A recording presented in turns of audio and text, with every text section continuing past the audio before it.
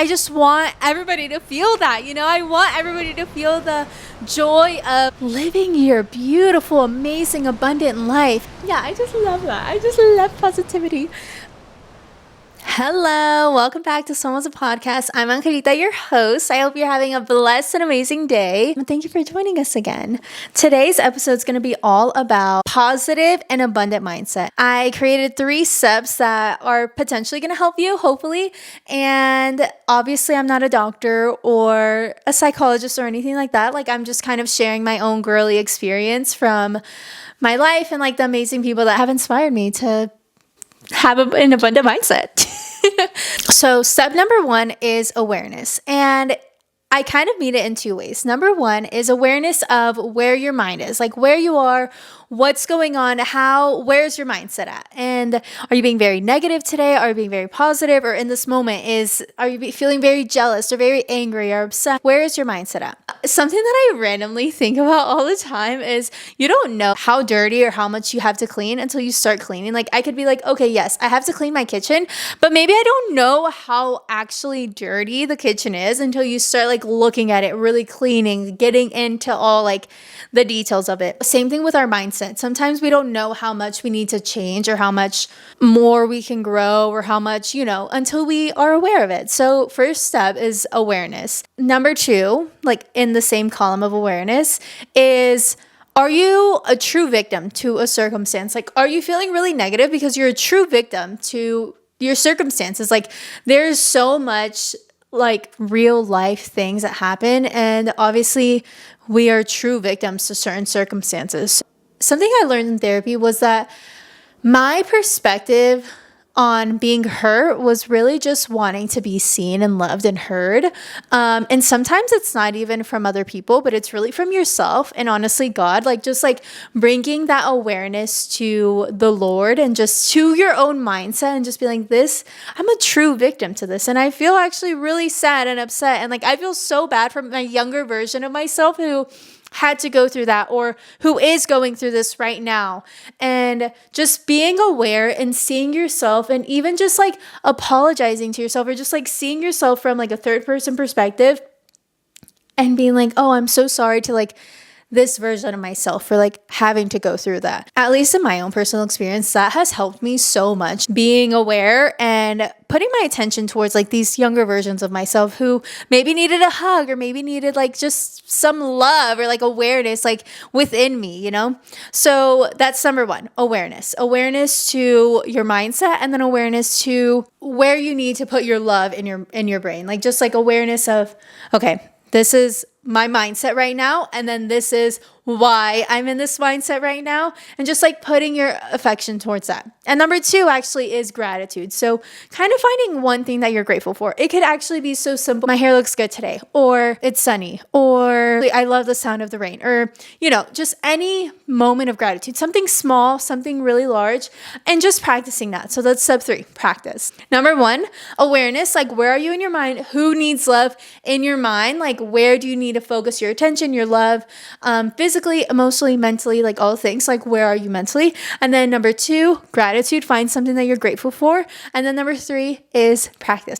I'm going to share a few moments and phrases that really help me, especially in those moments of negativity. But just a little backstory about me, I feel I'm very optimistic naturally. I love being optimistic. I love to think of the best case scenario.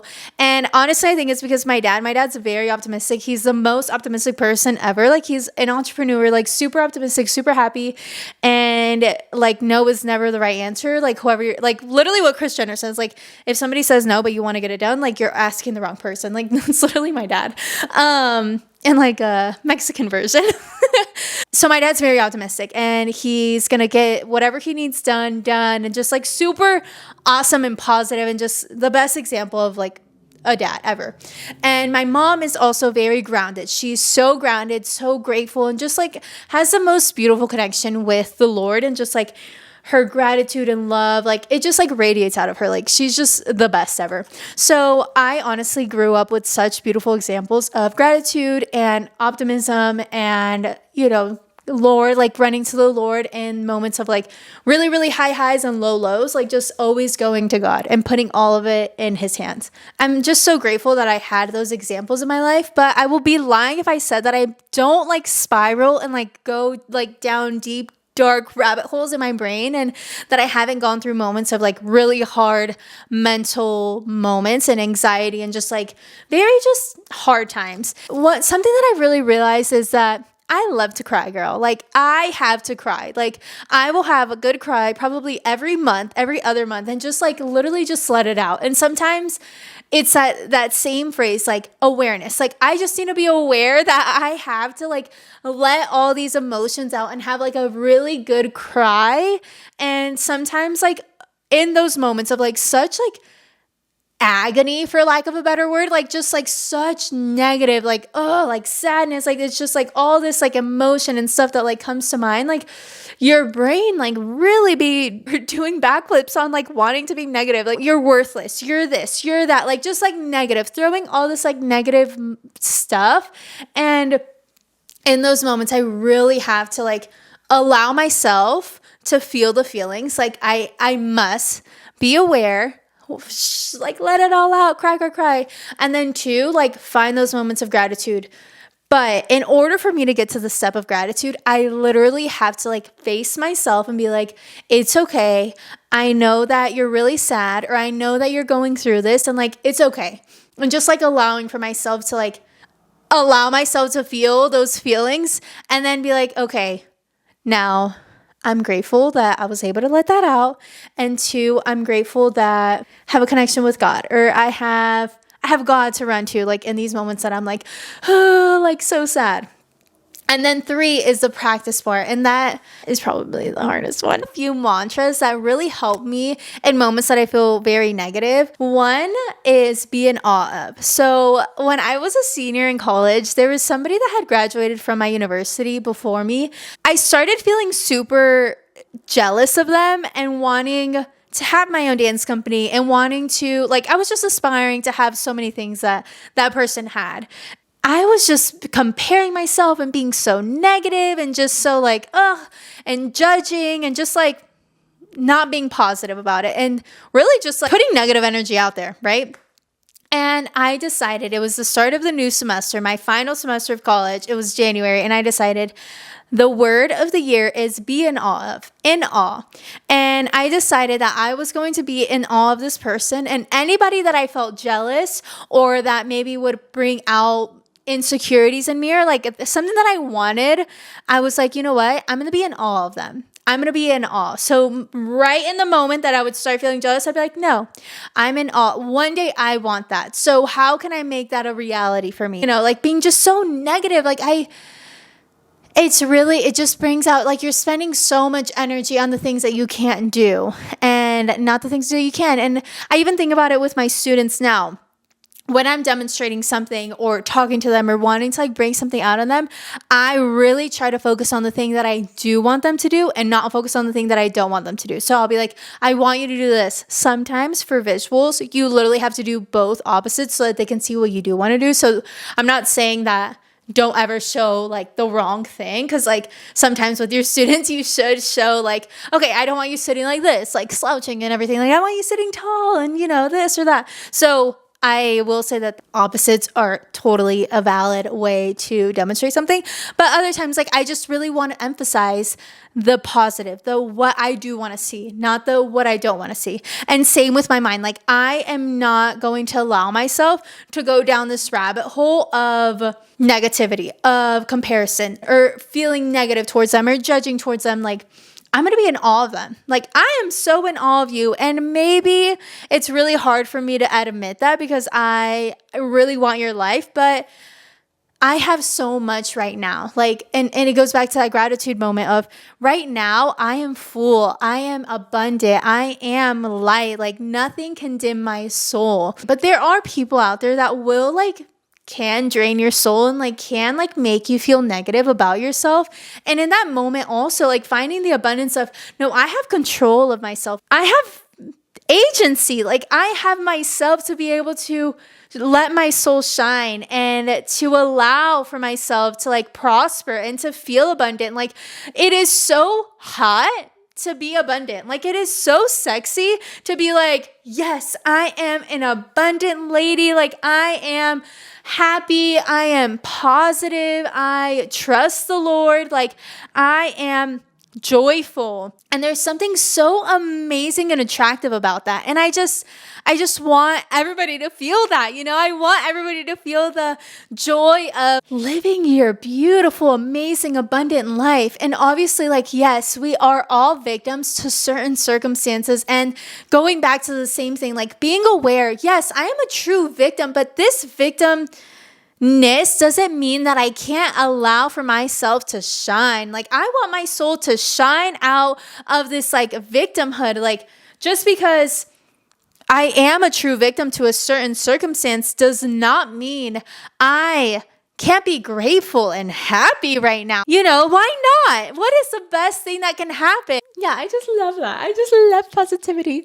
I think going to the third point of practice, just practicing gratitude and practicing that like full abundant mindset. I think that there's so much negativity in this world, it's just so many scary things that like seriously are unethical, just like so many bad things. And I'm aware of it and I know, but at the same time, it is not fair to you and to your soul to only focus on that.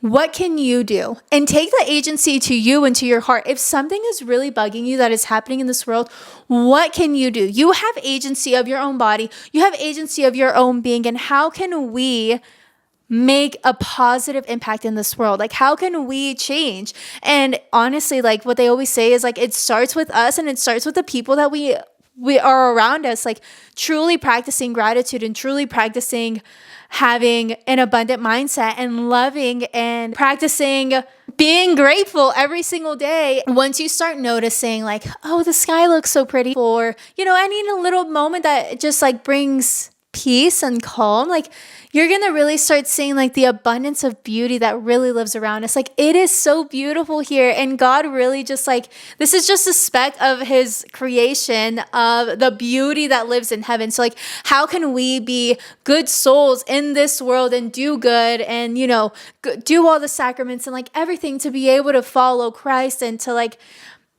be his disciples and to be positive in everything that we do and just like continue to love and to prosper and to just show his light and his love through us. It's a beautiful, beautiful, beautiful thing. And that just reminded me of Mac Miller whenever he's like in his tiny desk concert. He's like, it's a beautiful thing. It's a beautiful thing.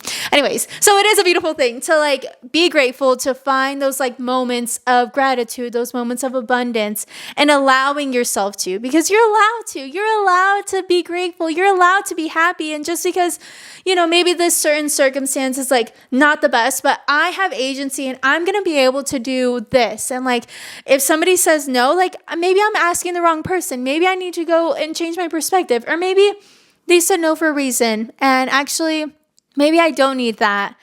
Or maybe, so just like reflecting on things and just seeing it as like a positive.